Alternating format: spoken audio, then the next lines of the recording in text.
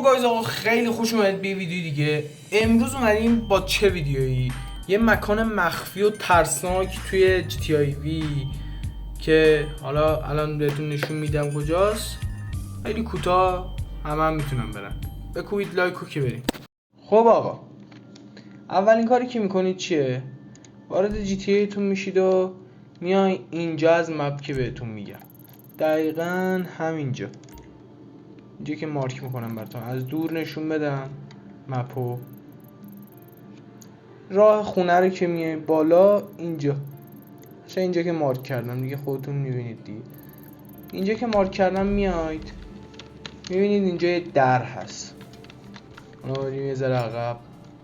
RPG نارنجکی هر چیزی که دست میزنید در رو میشکنید. حالا میریم تو. اوه حاجی آتیش گرفت لعنت داد. بدو حاجی تا وقتی روشن بود مایکل اینجا چه خوب بود. حاجی انگار یه چیز دیدم. آروم آروم بریم اینجا رو. صدایی هم داره میاد خیلی، ولی حاجی ترسناکه.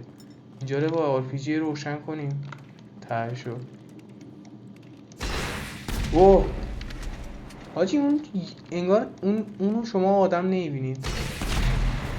اونو انگار دست و پا هم داره. الان دوباره مایکل آتیش میگیره. میخوایم بریم ببینیم ته این غار چیه حاجی. ته این غار اصلا حاجی انگار آدمه. نگاه خوردیم به یه دوراهی. پچ میندازیم 10 20 40 50 60 70 80 90 100. سمت راست رو میریم ببینیم به کجا میرسه. میریم سمت راست رو. مثلا انتهای اینجا چیه؟ بیراه نه حاجی خیلی درازه.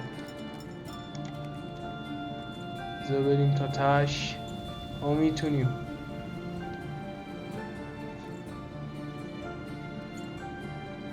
برو مرد برو. اینجا نمیشه مثلا با موتوری چیزی رفت؟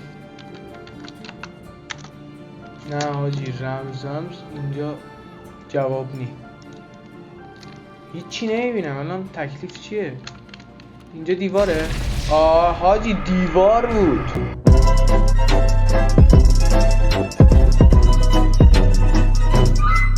آقا خیلی ممنون که این ویدیو رو دیدید و اگه بازم از این رازا میخوای کانال رو ساب کنه، این ویدیو رو لایک کن.